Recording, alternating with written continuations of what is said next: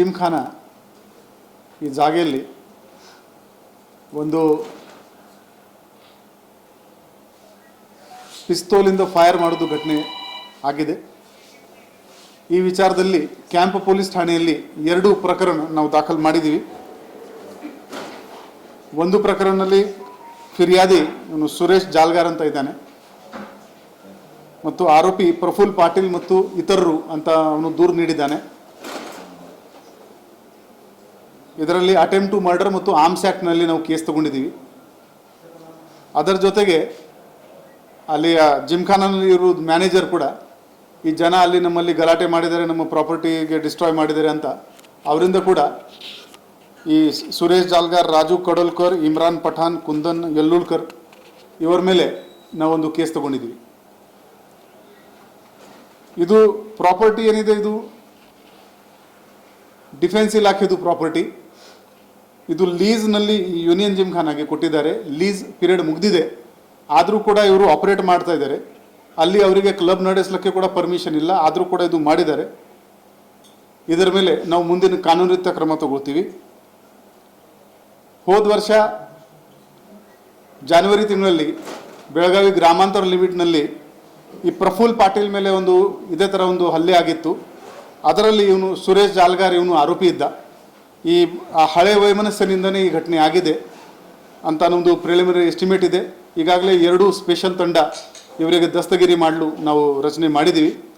ಹಾಗೂ ಇದರ ಜೊತೆಗೇ ಪೂರ್ತಿ ನಗರದಲ್ಲಿ ಎಷ್ಟು ಕಡೆ ಕ್ಲಬ್ ನಡ್ತಾ ಇದೆ, ಅವರು DC ಅವರು ಏನು ಪರ್ಮಿಷನ್ ಕೊಟ್ಟಿದ್ದಾರೆ ಕ್ಲಬ್ ನಡೆಸಲಿಕ್ಕೆ, ಅದರದ್ದು ಪಾಲನೆ ಆಗ್ತಾ ಇಲ್ಲ. ಇದರದ್ದು ಒಂದು ವಾರದೊಳಗಡೆ ಎಲ್ಲರದ್ದು ನಾವು ಪರಿಶೀಲನೆ ಮಾಡ್ತೀವಿ. ಎಲ್ಲಿ ವಿದೌಟ್ ಪರ್ಮಿಷನ್ ಆಗಲಿ ಅಥವಾ ಪರ್ಮಿಷನ್ದು ನಿಯಮ ಬಾಹ್ಯ ಚಟುವಟಿಕೆ ಮಾಡಿಕೊಂಡು ಯಾರು ಮಾಡ್ತಾ ಇದ್ರೆ ತಕ್ಷಣವೇ ಅವರ ಮೇಲೆ ನಾವು ಕಾನೂನು ರೀತಿಯ ಕ್ರಮ ಜರುಗಿಸ್ತೀವಿ. ಇನ್ನೂವರೆಗೆ ಈಗ ನಮ್ಮದು 2 ತಂಡ ನಿನ್ನೆ ರಾತ್ರಿಯಿಂದ ಓಡಾಡ್ತಾ ಇದ್ದಾರೆ.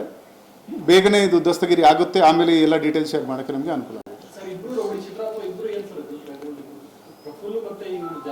ಈ ಇಬ್ಬರು ಗ್ಯಾಮ್ಲರ್ಸ್ ಇದ್ದಾರೆ. ಇವರ ಮೇಲೆ ಸುಮಾರು ಗ್ಯಾಮ್ಲಿಂಗ್ ಕೇಸಸ್ ಇದ್ದಾವೆ. ಇವನ್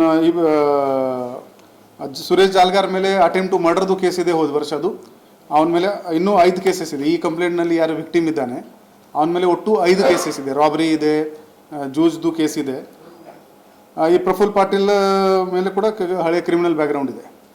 ಸೊ ಇದು ಎಲ್ಲ ನೋಡಿಕೊಂಡು ಬರೋ ದಿನಗಳಲ್ಲಿ ಇವರಿಗೆ ಗಡೀಪಾರ್ ಆಗಲಿ, ಗುಂಡಾ ಆ್ಯಕ್ಟ್ ಆಗಲಿ ಅದರಲ್ಲಿ ಕೂಡ ನಾವು ಇವ್ರ ಮೇಲೆ ಕ್ರಮ ತಗೊಳ್ತೀವಿ. ಅಂಥ ಆ್ಯಂಟಿ ಸೋಷಿಯಲ್ ಎಲಿಮೆಂಟ್ಸ್ ನಮ್ಮ ಬೆಳಗಾವಿ ಊರಲ್ಲಿ ನಮಗೆ ಬೇಕಾಗಿಲ್ಲ. ಇವರಿಗೆ ಹೊರಗಡೆ ನಾವು ಕಳಿಸ್ತೀವಿ ಅಥವಾ ಜೈಲಲ್ಲಿ ಕಳಿಸ್ತೀವಿ.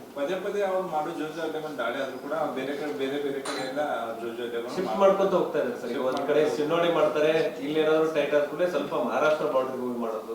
ಈ ಪ್ರಫುಲ್ ಪಾಟೀಲ್ ಬರೀ ಗ್ಯಾಮ್ಲಿಂಗ್ ಅಷ್ಟೇ ಇಲ್ಲ ಸರ್, ಮಟ್ಕಾ ಸದಕ್ಕೆ ಇವನು ಇದು ಮಾಡ್ತಾನೆ ಅನ್ನುವಂಥದ್ದು ಈ ಹಿಂದೆ ಕೂಡ ಅವು ಎಲ್ಲ ಪರಿಶೀಲನೆ ಮಾಡ್ತೀವಿ. ಇಲ್ಲಿವರೆಗೆ ಏನಾಗ್ತಾ ಇದೆ, ನಾವು ಇವರ ಮೇಲೆ ಕರ್ನಾಟಕ ಪೊಲೀಸ್ ಆ್ಯಕ್ಟ್ದು ಸೆಕ್ಷನ್ ಪ್ರಕಾರ ಕ್ರಮ ತಗೋತೀವಿ. ಇವರು ಫೈನ್ ಪೇ ಮಾಡ್ತಾರೆ, ಅದರಲ್ಲಿ ಜಾಸ್ತಿ ಶಿಕ್ಷೆ ಆಗಲ್ಲ. ಇನ್ನು ಮುಂದೆ ಇವರ ಮೇಲೆ ಆರ್ಗನೈಸ್ ಕ್ರೈಮ್ದು ಸೆಕ್ಷನ್ ಹಾಕೊಂಡು ಲಾಂಗ್ ಟರ್ಮ್ ಇವರಿಗೆ ಹಿಂಡಲ್ಗ ಕಳಿಸೋದು ಪ್ರೋಗ್ರಾಮ್ ಮಾಡ್ತಾ ಇದ್ವಿ. ಅದರದ್ದು ಕೂಡ ಸೋರ್ಸ್ ಎಲ್ಲಿಂದ ತಗೊಂಡಿದ್ದಾರೆ, ಎಲ್ಲಿಂದ ಪರ್ಚೇಸ್ ಮಾಡಿದ್ರೆ ಅಲ್ಲಿವರೆಗೆ ನಾವು ಇನ್ವೆಸ್ಟಿಗೇಷನ್ ಮಾಡ್ತೀವಿ. ರೌಡಿ ಶೀಟ್ ಆಲ್ರೆಡಿ ಇರಬೇಕು ಇವರದು, ನಾವು ಚೆಕ್ ಮಾಡ್ತೀವಿ ಮತ್ತು ಬಾಂಡರ್ ಕೂಡ ಮಾಡ್ತೀವಿ. ಅದು ಅವರಿಗೆ ಅರೆಸ್ಟ್ ಮಾಡಿದ ಮೇಲೆ ಗೊತ್ತಾಗುತ್ತದೆ. ಈ ರಾಜು ಕಡೋಲ್ಕರ್ ಆಗಿರ್ಬೋದು, ಪ್ರಫುಲ್ ಆಗಿರ್ಬೋದು, ಕೆಲವೊಂದಿಷ್ಟು ಈ ಎಲ್ಲೂರ ಕಡೆ ಭಯ್ಯ ಅಂತೇಳಿ ಒಬ್ಬ ಫೇಮಸ್ ಇದ್ದಾನೆ ಸರ್, ಅವನಾಗಿರ್ಬೋದು, ಇವರೆಲ್ಲರೂ ಕೂಡ ತಮ್ಮ ಏರಿಯಾ ಡಿವೈಡ್ ಮಾಡ್ಕೊಂಡು ಪ್ಲಾನ್ ಮಾಡ್ಕೊಂಡು ಗ್ಯಾಮ್ಲಿಂಗ್ ಆಡಿಸೋದು, ರಮ್ಮಿ ಅಂತೇಳಿ ಇದನ್ನ ಮಾಡ್ತಾರೆ, ಒಳಗಡೆ ಗ್ಯಾಮ್ಲಿಂಗ್ ಮಾಡಿಸ್ಕೊಳ್ಳೋದು, ಈ ತರ ಎಲ್ಲ ವ್ಯವಸ್ಥಿತವಾಗಿ ನಡೀತಾ ಇದೆ. ಸೊ ಆ ಠಾಣಾ ವ್ಯಾಪ್ತಿಯಲ್ಲಿ ಪೊಲೀಸರಿಗೆ ಗೊತ್ತಿದ್ರು ಕೂಡ ಕೆಲವೊಂದಿಷ್ಟು ಕಡೆ ಅವ್ರನ್ನ ಕಂಟ್ರೋಲ್ ಮಾಡಕ್ ಆಗ್ತಾ ಇಲ್ಲ ಅನ್ನುವಂಥದ್ದು. ಇಲ್ಲ, ಅದೇ ಹೇಳ್ತಾ ಇದ್ದೀನಿ. ಈಗ ನಾನು DC ಆಫೀಸಿಂದ ಲಿಸ್ಟ್ ತಗೊಳ್ತಾ ಇದ್ದೀನಿ. ಎಲ್ಲಿ ಕಡೆ ಪರ್ಮಿಷನ್ ಇದೆ ಅವರದ್ದು ಕೂಡ ಪರಿಶೀಲನೆ ಮಾಡ್ತೀವಿ. ಪರ್ಮಿಷನ್ ಇಲ್ಲದ ಪ್ರಶ್ನೆನೇ ಇಲ್ಲ. ಈಗ ಬರೋ ದಿನಗಳಲ್ಲಿ ಇದು ಎಲ್ಲ ಈ ಗ್ಯಾಮ್ಲಿಂಗ್ ಮಟ್ಕ ಏನಿದೆ ಆಲ್ರೆಡಿ ನಾವು ಹೋದ ವರ್ಷ ಎಷ್ಟು ಕೇಸ್ ಮಾಡಿದ್ದೀವಿ ಅದಕ್ಕಿಂತ ಜಾಸ್ತಿ ಕೇಸ್ ಆಲ್ರೆಡಿ ಬುಕ್ ಆಗಿದೆ. ಆದರೂ ಕೂಡ ಈ ಹೆಚ್ಚಿನ ಪ್ರಮಾಣದಲ್ಲಿ ಇವರ ಮೇಲೆ ಕ್ರಮ ತಗೊಳ್ಳೋದು ನಾವು ಶುರು ಮಾಡ್ತೀವಿ.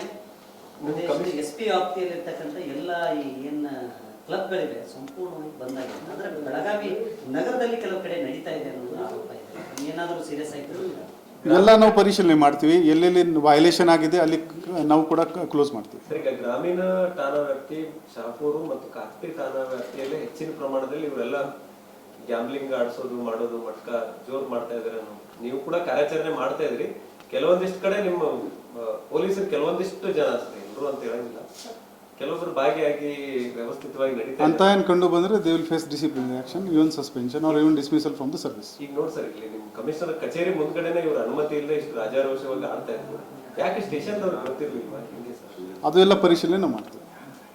ಇಂಥ ಟೈಮಲ್ಲಿ ನಿಮ್ಮವ್ರಿಗೂ ಸ್ವಲ್ಪ ಏನಾದ್ರು ಗೊತ್ತಿದ್ದು ಸುಮ್ಮನೆ ಇದ್ರ ಅಥವಾ ಗೊತ್ತಿಲ್ಲದೆ ಇದ್ರೆ ಯಾಕೆ? ಅದು ನಾನು ಇಮಿಡಿಯೇಟ್ಲಿ ಈಗ ಎನ್ಕ್ವೈರಿ ಆರ್ಡರ್ ಮಾಡ್ತಾ ಇದ್ದೀನಿ. ಅದರಲ್ಲಿ ಯಾರು ಪಾತ್ರ ಕಂಡು ಬರುತ್ತೆ ಅವ್ರ ಮೇಲೆ ಶಿಸ್ತಿನ ಕ್ರಮ ಆಗುತ್ತೆ. ಪ್ರಫುಲ್ ಪಾಟೀಲ್ ಮೇಲೆ ನೀವು ಹಿಂದೆ ಹೇಳ್ದಂಗೆ ಅಟ್ಯಾಕ್ ಆಗಿತ್ತು ಸರ್. ಸೊ ಅದು ಅಟ್ಯಾಕ್ ಆದ್ಮೇಲೆ ಕೂಡ ಇವ್ನು ಮತ್ತೆ ಗ್ಯಾಮ್ಲಿಂಗ್ ಸ್ಟಾರ್ಟ್ ಮಾಡ್ಕೊಂಡು ಸಿನ್ನೋಳಿ ಕಡೆ ವ್ಯವಸ್ಥಿತವಾಗಿ ಆಟ ಆಡ್ತಿದ್ದ ಅನ್ನುವಂಥದ್ದು ಇದೆ. ಎಲ್ಲ ನಾವು ಪರಿಶೀಲನೆ ಮಾಡ್ತೀವಿ, ಕ್ರಮ ತಗೊಳ್ತೀವಿ.